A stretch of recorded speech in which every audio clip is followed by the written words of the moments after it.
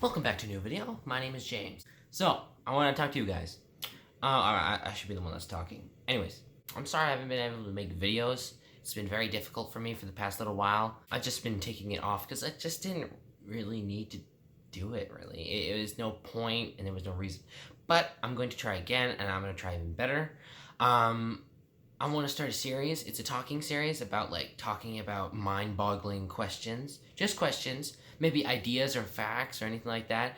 And I'm going to be talking to you guys. So, all I want to say is I'm sorry for not making a lot of videos and I apologize and I'll try to make more videos now. So this series is, I want it to be lots of no negativity. I want to try to have less negativity as possible. I want to be positive. I want to have a lot of questions. I need I'm very a curious person, and I think of a lot of weird things that people don't usually think of. Not really weird things, but really cool weird things. If that makes any sense. But I want this to be empowering and more positivity than negativity, if that's possible. You know, it's just that I need to make that clear so everybody knows. And whoever is negative, ignore them as much as possible, because this is a channel that I want to be happy, and I want it to be filled with positivity. So I want to try to make just something different. Let's start this video. So this video is talking about different things. If you don't understand, it's okay. Just listen and chill out. But I have my iPad. Now, a lot of you guys might know this or might not, but I'm homeschooled, and the way I learn is completely different from how anybody else learns in the real world. So, I mean, generally people know, and I'm gonna screw up my wording. I'm sorry, but this is just how it's gonna work. Maybe I'm just stupid and people don't know. But what I want to do is I want to see what we could figure out. So, first of all, we could talk about the water cycle. So, let me go ahead. So I'm going to bring up a picture of the water cycle here, and then what we're going to do is we're going to go through how it works. But we're going to go in a little more detail. I'm going to screw up my wording. What it might be called is not what it might be called, so I'll call evaporation or something like that, Try to piece it together as best as you possibly can. This is trial and error. So we'll do something simple just to make it easier for everybody else who's watching. Okay, so I have this picture right here. So what I'm seeing here is how that's really cool and how that works. It's different ways. I like how they make it like this. It's just generally how it works. But I mean, I'm talking about in Canada, nowhere else, okay? Let's just make that clear, because I don't want to talk about Canada and you think I'm talking about the Bahamas or something like that, Okay, so first of all, as you can see here, we got the sun, which is evaporating the water, and the clouds sucking up, right? The clouds are sucking up the water, and those are microparticles. I don't think they're called particles, but let's just call them microparticles, okay? And then they go into a storm cloud, which makes the rain. Okay. Now, snapshot this picture, and then we'll go see how rain's made. According to SciJinx, within a cloud, water droplets condense onto one another, causing the droplets to grow. When these water droplets get too heavy to stay suspended in the cloud, they fall to earth as rain. Okay, so we'll talk about that. So then let's talk about this. So it's kind of like when you play with bubbles, when you blow bubbles and stuff. It's kind of like when a bubble touches another bubble and comes together and makes another bubble. That's kind of like how the water works. That's how I'm portraying it, anyways. I don't know, just theory, it's ideas. So that's my guess. So it's two bubbles coming together and making one big bubble. And when those get too heavy, so it's kind of like when a pail of water gets dumped on your head. That's completely that's heavy. It's hitting you. So think of it like a cloud as like a basket that has holes in the bottom of it. And when the water gets too full, it starts leaking. It starts leaking droplets. I think that's really cool.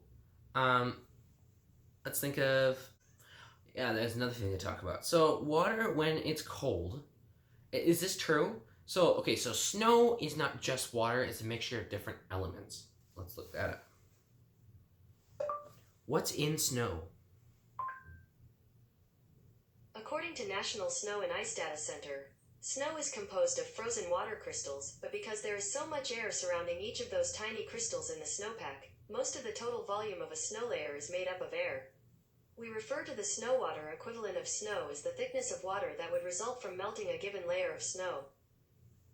Okay, so we'll think about it like that. So this is my theory of how this works.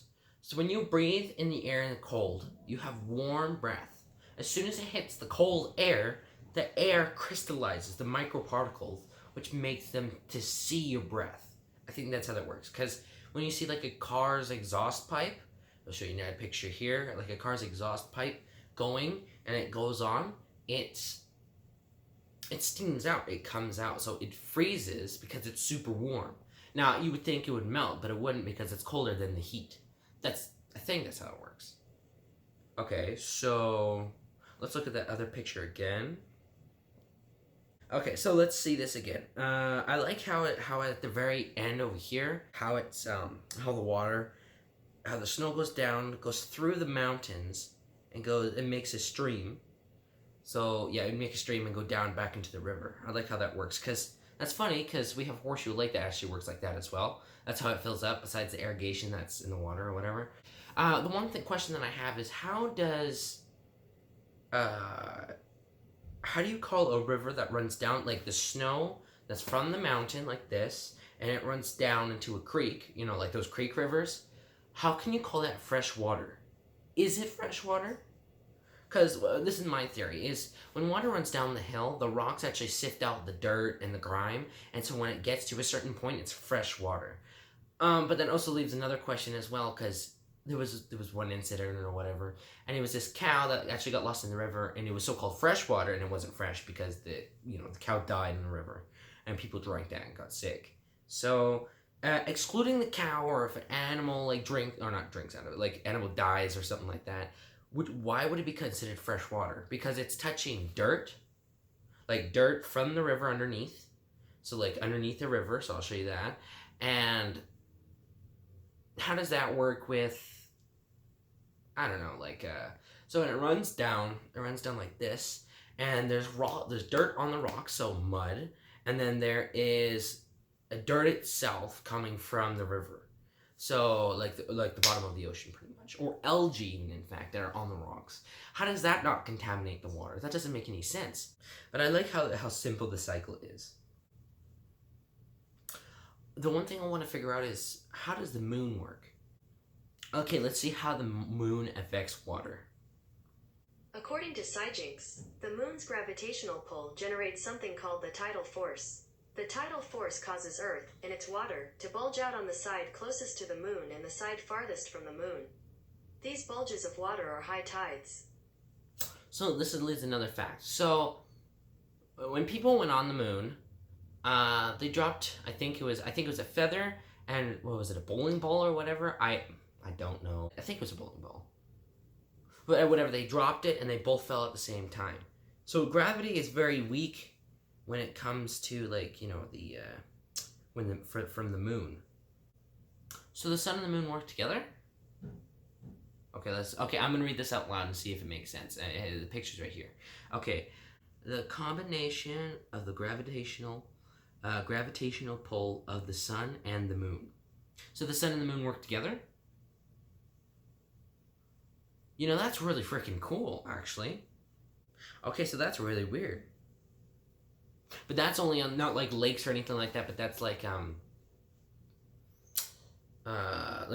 oceans and stuff. That makes complete sense. Okay, so the sun and the moon work together, and so what happens is when the Earth is spinning, because if you don't know, the Earth spins super, super, super fast, and we don't even know that it's spinning right in front of us.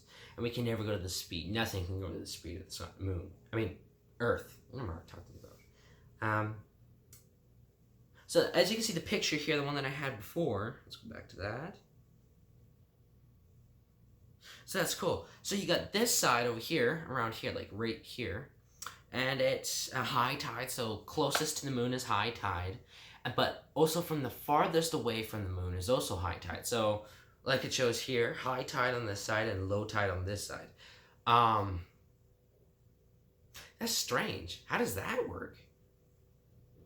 Because the moon circulates And the high tide switches from each individual angle like this. Okay, maybe I'm not getting the facts straight. Oh, I understand. So the moon and sun work together.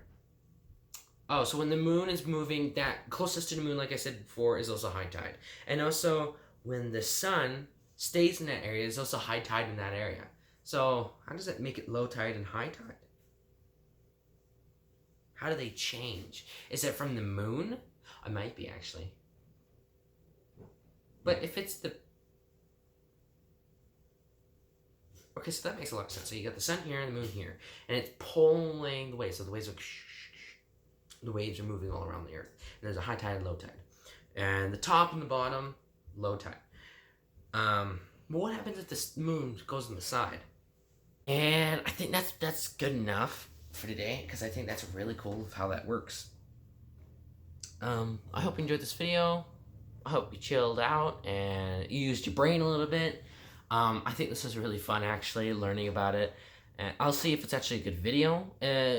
Leave your opinions down in the comments. No negative opinions, if you can try not to do that. More or less good opinions towards each other, and yeah. And no swearing in the comments, nothing like that. It's something, just niceness. And we'll see, and we can create our own ideas and stuff. Okay? So I'll see you next time, and bye.